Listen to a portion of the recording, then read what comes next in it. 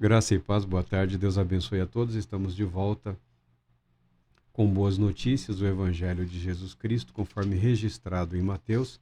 Ainda aqui no capítulo 19, nós temos agora a passagem do que as pessoas chamam de o jovem rico.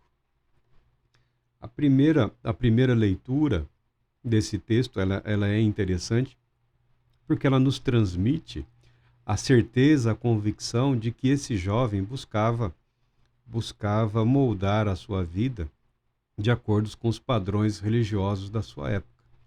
Mesmo assim, ele padecia de uma angústia, de uma decepção, de uma frustração. Ele não estava doente, ele não estava endemoniado, ele não estava de luto, ele estava sofrendo. Hoje as pessoas chamam de uma angústia, né? Uma ansiedade, uma questão existencial.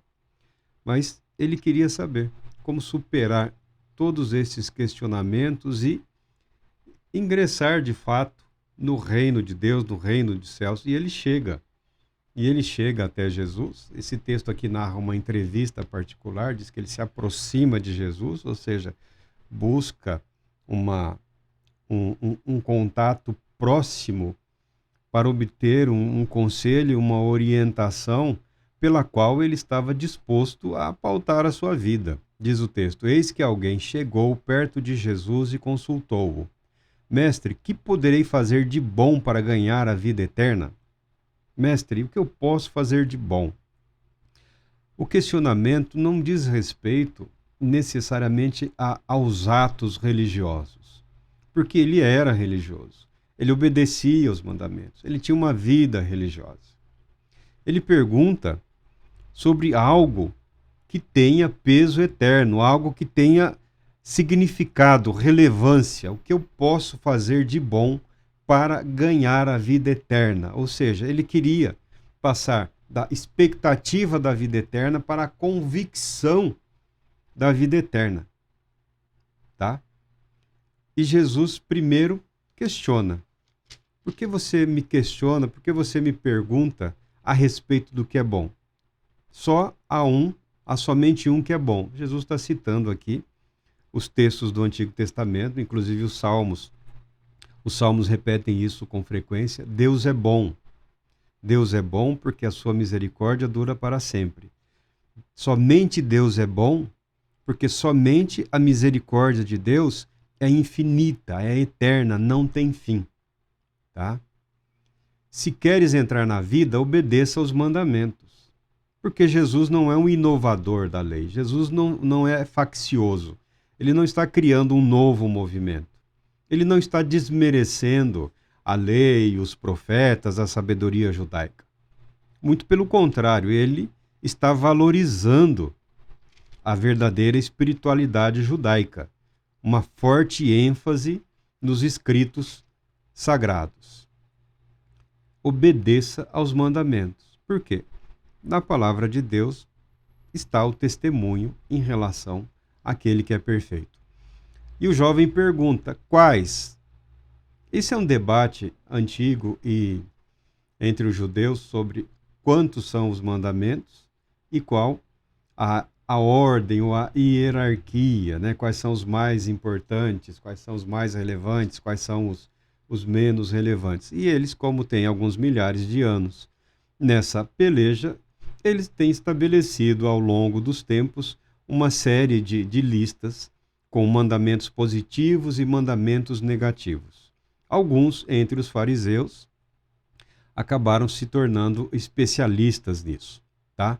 Mas Jesus cita a legislação mosaica, ou seja, ele está citando o pacto de Deus com Israel através da entrega da lei através de Moisés. Há um pacto, há uma aliança, há um convite para uma vida santa. Jesus não está indicando nenhuma novidade, está conduzindo a mente desse jovem à verdade que ele já conhecia. Não matarás. Quais mandamentos? Ele perguntou e Jesus responde: não matarás, não adulterarás, não furtarás, não darás falso testemunho, honra teu pai e tua mãe, amarás o teu próximo como a ti mesmo. E o jovem respondeu. Eu creio que nesse momento até com uma certa satisfação, uma certa alegria. Tudo isso tenho feito desde... tudo isso eu tenho obedecido. Aqui na minha cabeça está vindo a outra versão lá, que ele fala, tudo isso tenho feito, obedecido desde a juventude. Tudo isso tenho obedecido. O que me falta? O que me falta? Seguir a lei pela lei, seguir o mandamento pelo mandamento, realmente pode causar frustração, pode causar uma série de inquietações mentais, espirituais na vida do indivíduo.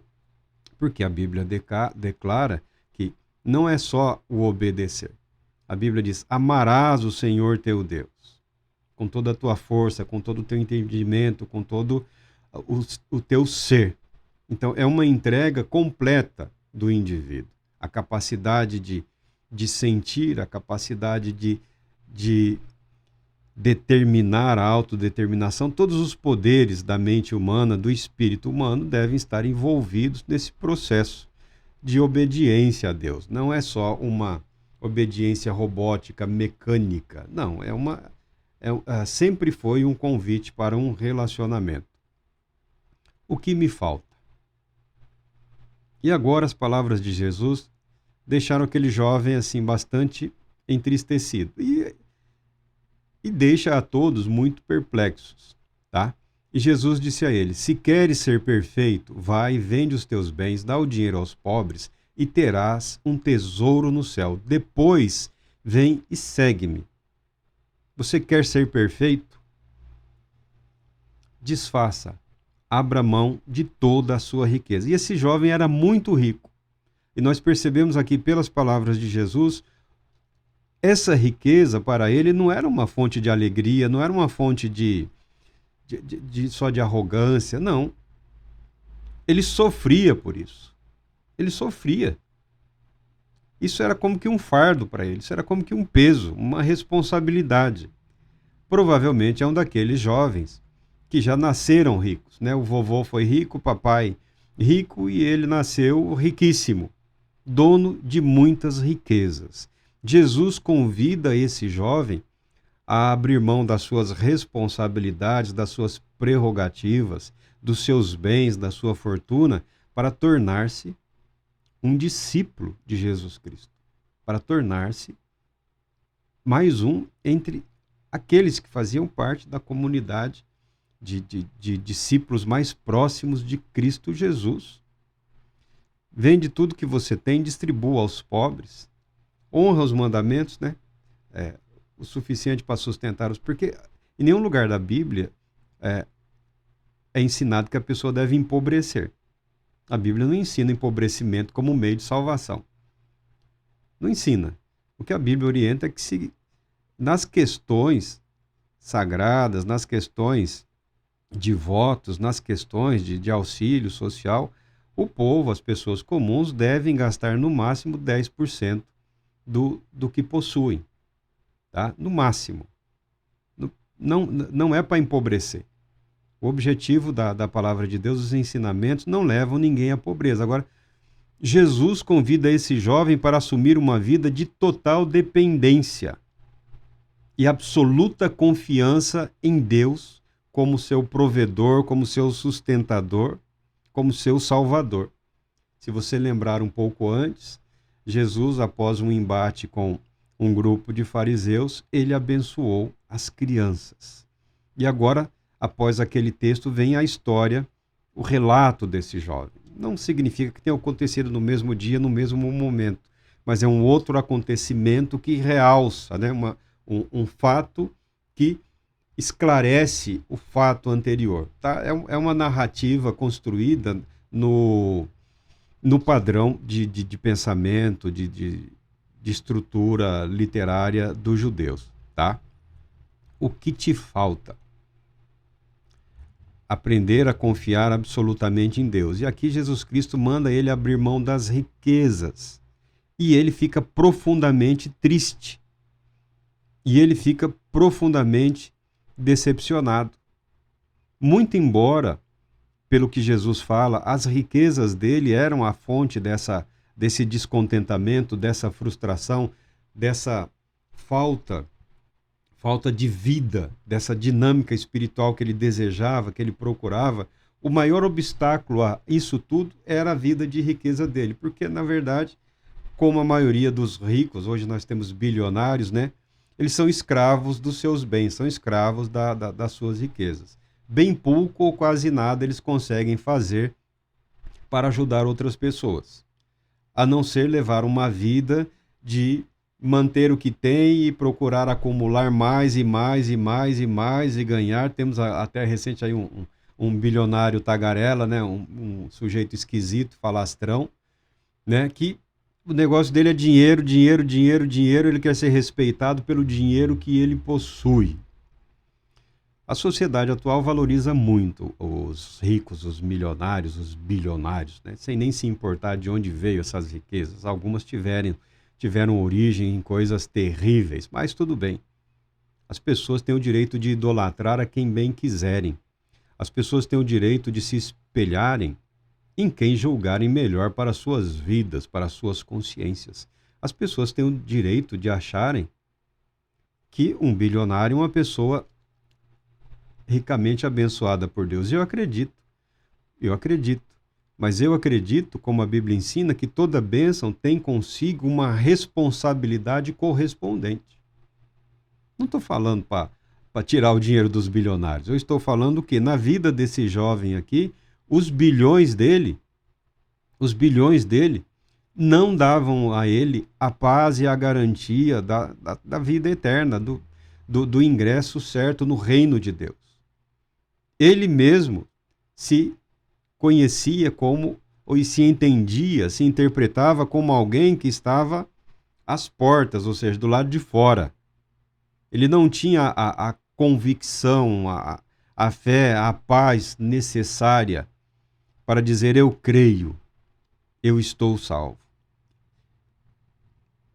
Seja qual for o problema, Jesus Cristo está disposto a apresentá-lo para nós e propor a solução. É claro que isso daqui não é um padrão, não é um exemplo. Na vida desse jovem, a maneira radical com que Jesus tratou dele, não foi no sentido de empobrecê-lo, mas de enriquecê-lo.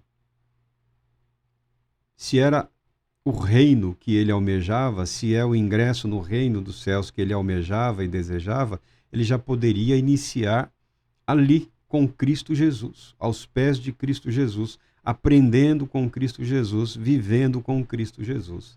Você pode falar: Marco, mas Jesus escandalizou. Sim, escandalizou a todos. Até eu, que sou pobre, fico assim assustado, porque qual é o pobre que nunca sonhou em ser rico? O sonho do pobre é a riqueza.